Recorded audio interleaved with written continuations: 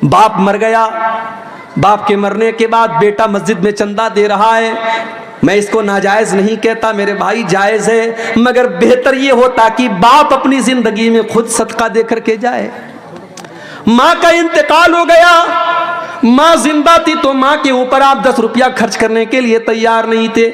माँ का इंतकाल हो गया, आप उसकी तरफ से लाखों अल्लाह के घर में दे रहे हैं, ये कोई अच्छी अलामत नहीं है। बेहतर ये होता कि माँ की जिंदगी में आप माँ की कदर करते।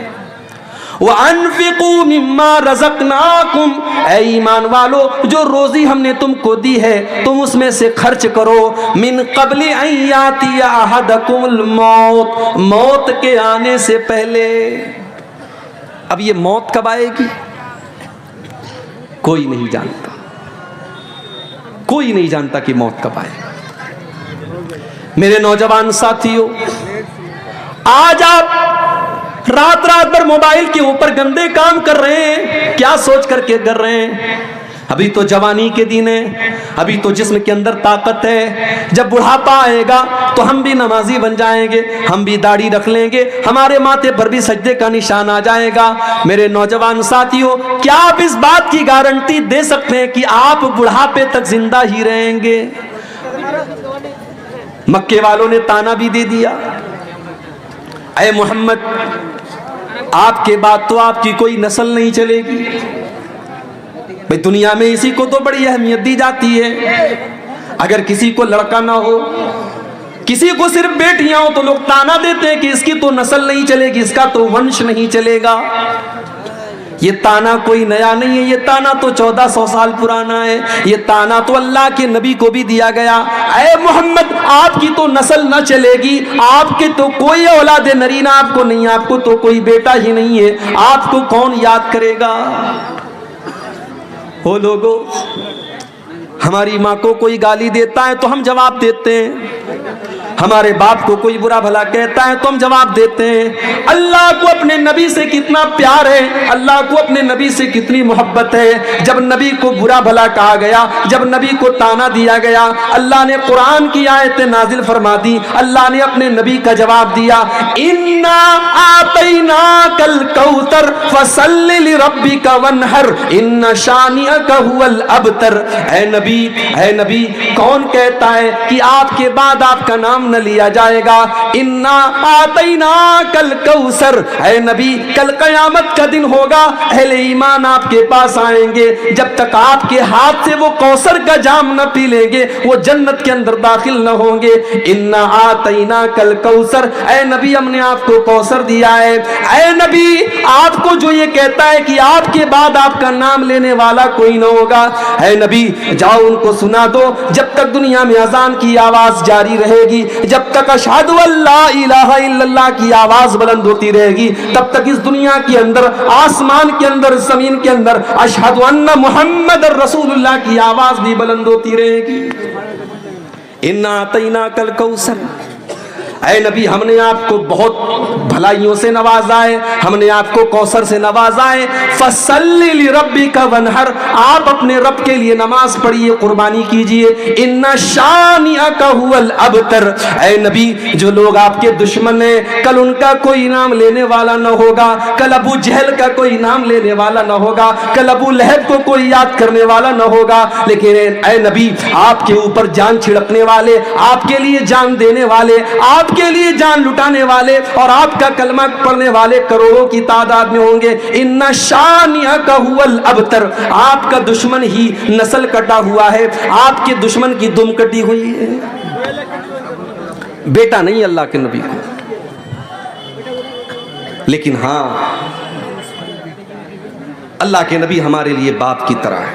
अल्लाह के नबी ने सही हदीस में फरमाया कि मैं अपनी उम्मत के लिए बाप की तरह, रूहानी औलाद अल्लाह के नबी की आपकी उम्मत है जो करोड़ों की तादाद। बेटा लेकिन कोई नहीं है। अब नवासे जो नबी के हैं वो नबी के बेटों से कम नहीं है। नबी अकरम खुतबा दे रहे हैं, नवासे नजर आए, आप मिंबर से उतरे, अपने दोनों नवासों को गोद में लिया और आपने फरमाया, हो लोगों मेरा अल्लाह कुरान में कहता है इन्नमा अमवालुकुम व औलादुकुम फितना। ऐ ईमान वालो, तुम्हारा माल तुम्हारे लिए फितना है, तुम्हारी औलाद तुम्हारे लिए फितना है। मैं अपने इन दोनों नवासों को देख करके बर्दाश्त न कर पाया जब तक मैंने अपना खुतबा न रोक लिया, मैं मिंबर से उतर न गया, जब तक इनको अपनी गोद में न ले लिया, इनको चूम न लिया, इनको प्यार न कर लिया, मुझे चैन न मिला। तो माल और औलाद, ये दो चीजें इंसान की जिंदगी में बड़ी इंपॉर्टेंट होती है। इंसान हराम का रास्ता क्यों अपनाता है? मेरे नौजवान साथियों, यह अलग बात है कि जब आप जवान हो जाते तो आपको अपने बूढ़े बाप की पेशानी पर बुढ़ापे की लकीरें बुरी लगने लगती हैं, मगर कभी गौर करना कि अपने बच्चों के लिए माँ बाप क्या क्या करते हैं। कितने तो ऐसे माँ बाप हैं जो अपने बच्चों की खुशी के लिए गलत रास्ता भी अपनाने लगते हैं, हालांकि वो जायज़ नहीं है, हराम है, लेकिन अपने बच्चों की खुशी के लिए माँ बाप कभी कभी हराम और नाजायज़ रास्ता भी अपनाने लगते हैं। अल्लाह ने फरमाया या अय्युहल्लज़ीना आमनू ला तुल्हिकुम अमवालुकुम वला औलादुकुम अन ज़िक्रिल्लाह। तुम्हें माल से जितनी भी मोहब्बत हो जाए, लेकिन माल के चक्कर में कभी तुम अल्लाह के जिक्र को मत छोड़ना।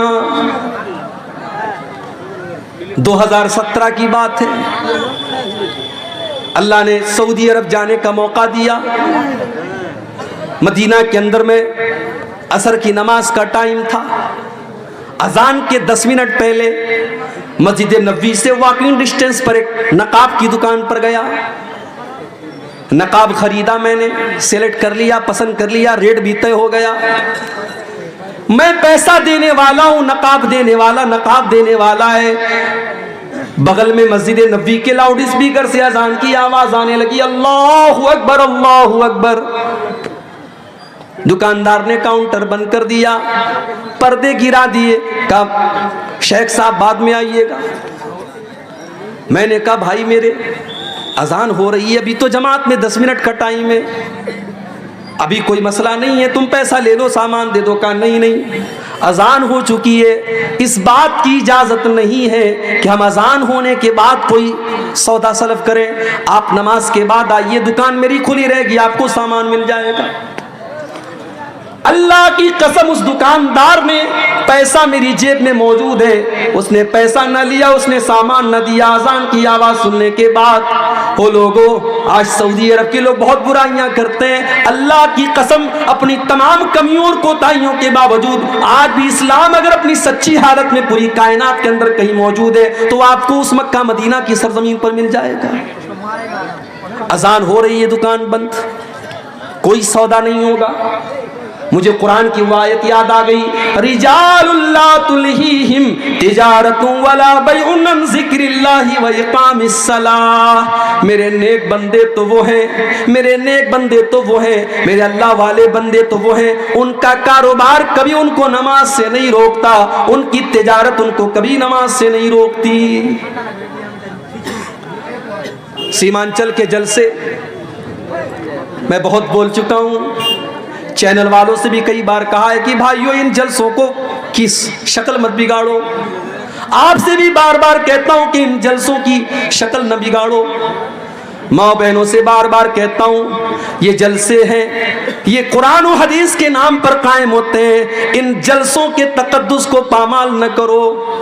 जवान जवान लड़कियां सज धज करके, मेकअप करके, सवर करके इन जलसों में आ रही हैं, और वो बाश और बदमाश किस्म के लड़के रास्तों पर घूम रहे हैं। मेरे भाइयों, अगर जलसों का यही मकसद है तो अल्लाह के वास्ते इन जलसों को बंद कर दीजिए।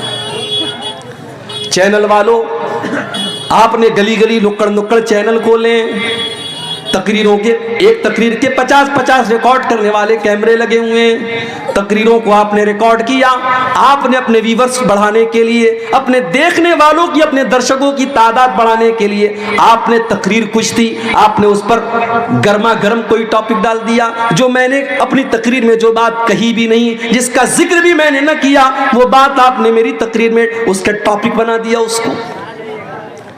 कितने चैनल वाले हैं, मेरी तकरीर के साथ नंगी औरत की तस्वीर मेरे फोटो के साथ लगाते हैं और टॉपिक क्या रखते हैं, मेले में जाने वाली लड़कियां ये टॉपिक लगाते हैं, और एक बेहुदा और उरिया लिबास पहने हुए एक लड़की की तस्वीर मेरे बगल में लगाते हैं। लोग व्हाट्सएप करके मुझसे पूछते हैं मौलाना साहब इसका क्या जवाब है आपके पास? मेरे पास अल्लाह की कसम कोई जवाब नहीं है। पैसा कमाओ मेरे भाई, मगर पैसा कमाने के लिए इतना न गिर जाओ कि आप हलाल और हराम की हदों को भूल जाओ। इस चीज का भी आपको हिसाब देना पड़ेगा। आपने तकरीर के अल्लाह और उसके रसूल की बातों को सुनने वाली चीज के ऊपर आपने इतना गंदा थंबनेल लगाया है, कल आखिरत में आप क्या जवाब देंगे मेरे भाई?